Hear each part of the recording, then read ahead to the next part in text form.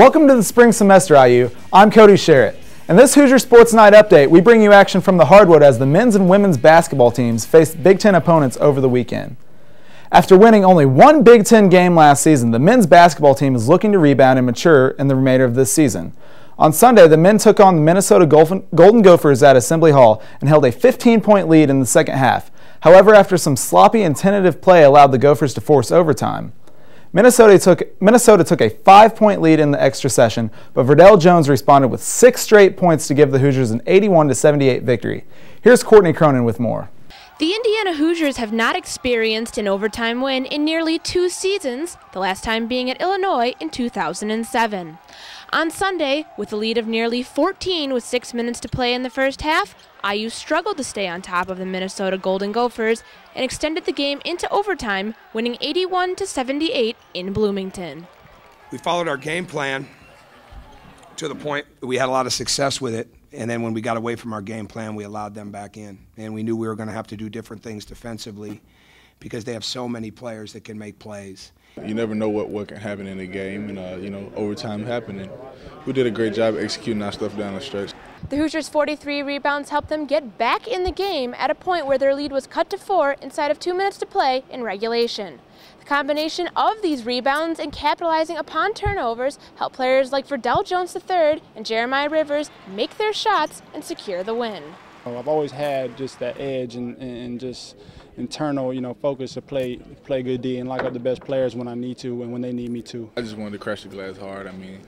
I knew I had a feeling that he was going to miss a shot, and I didn't want it to be a rebound or them getting another rebound and getting the putback. So I crashed the glass hard and got the rebound. Our guys responded to the challenge. You never know if that's going to happen, but they did. We would have never won the game without the rebounding, and it's fitting that it came down to a big defensive board.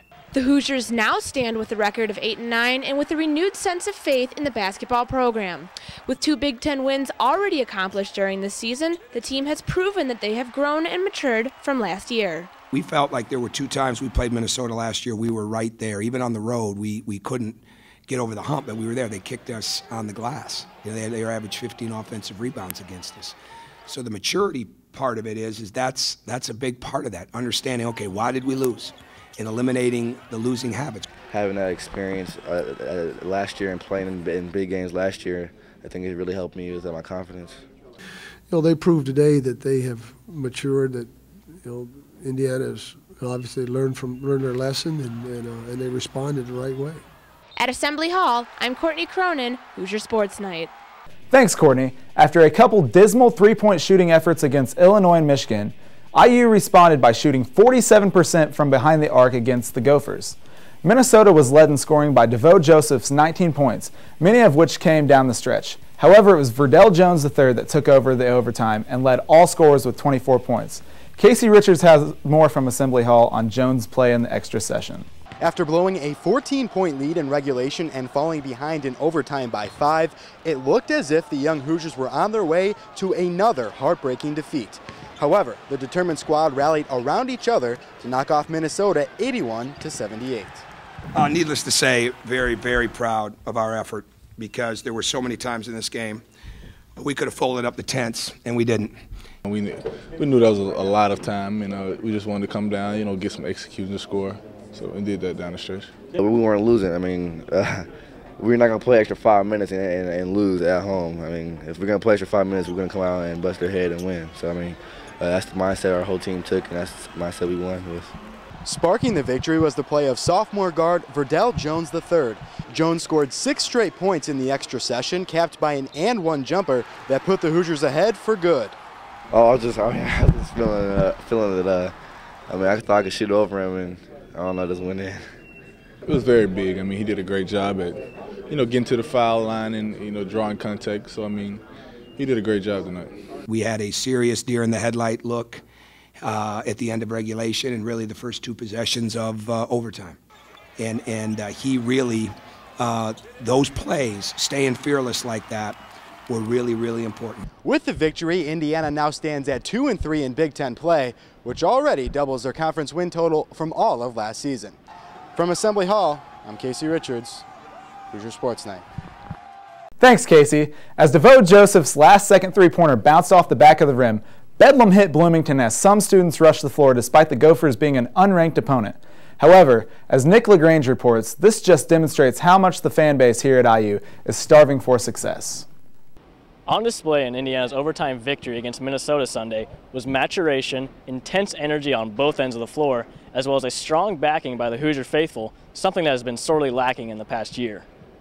Anyone who has followed college basketball over the past couple of years knows that the IU fan base took a major hit in the wake of recruitment scandals perpetrated by former head coach Kelvin Sampson. This has left many Hoosier fans uncertain about the future of their program as well as starved for success. This was the very starvation evidenced when a handful of Hoosier students stormed the court after having just beaten an unranked opponent in overtime. Some later questioned the fans' decision to storm the court, as this episode traditionally would not have occurred in the past. However, Coach Tom Crean and center Christian Watford supported and even praised the fans for their energy. Our energy was very good. It was very good throughout the game. Our fans' energy had a lot to do with that. And as I said on the radio show, that maybe the two greatest cheers I can remember in my life are the cheers that Damon Bailey got when he was introduced before the game, and Verdell's and one in overtime. Those are things you'll remember for a long, long time. You kind of understand it, though, after all the stuff the IU fans have been through the past couple of years? Oh yes, sir, totally. I mean, I understand it. I mean, if I was a fan and, going through what they went through last year and to feel like, you get a big win, and I want to rush the court, too. This victory puts Indiana on even keel with other teams in the conference and may prove to be a defining point in the rebuilding process for Tom Crean's Hoosiers. From Assembly Hall, I'm Nick LaGrange, Hoosier Sports Night. Thanks, Nick. The women's basketball team started off strong in non-conference games, but have struggled in Big Ten play since. Going into last Thursday's home game against Michigan, the Hoosiers had only won 1 out of 4 conference games. However, Indiana had defeated Michigan 4 times in a row previously and had the backing of a large Assembly Hall crowd. Here's more from Branch McCracken Court. After an overtime loss at Penn State, IU women's basketball coach Felicia Leggett-Jack looked to prepare the Hoosiers for another tough opponent when the University of Michigan Wolverines came into Assembly Hall Thursday night. Junior guard Whitney Lindsay had 9 points and a career-high 10 assists, while senior Jamie Brown had 17 points and 8 rebounds. Junior Hope Elam led all scorers with 24 points and 10 rebounds for her first career double-double to lead the Hoosiers to a 62-60 win over the Wolverines. This is what we're trying to create. We're trying to create a team that's going to be players that's going to be excited about their future because they're learning the life lessons through this game of basketball. And I tell you, we got some great character kids here. The win moved the Hoosiers to 3-3 in the Big Ten in their quest for an NCAA tournament bid. From Assembly Hall, I'm Cody Sherritt, Hoosier Sports Night. The women's basketball team won a closely contested battle against Michigan on Thursday.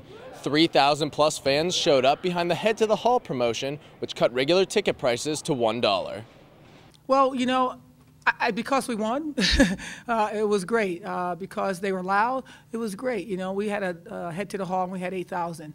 One game. It was our last game of the season. So we're trying different things. Our marketing team is really trying to mix it up and try to get ahead to the hall in the middle and at the end of the game. And they're really fighting to try to get the fans to understand that we have 2 great basketball programs here, and the support has to be for the both. And I think it was successful because they were so into it, And if it's 1,000, 2,000, one day it's going to be 17,000.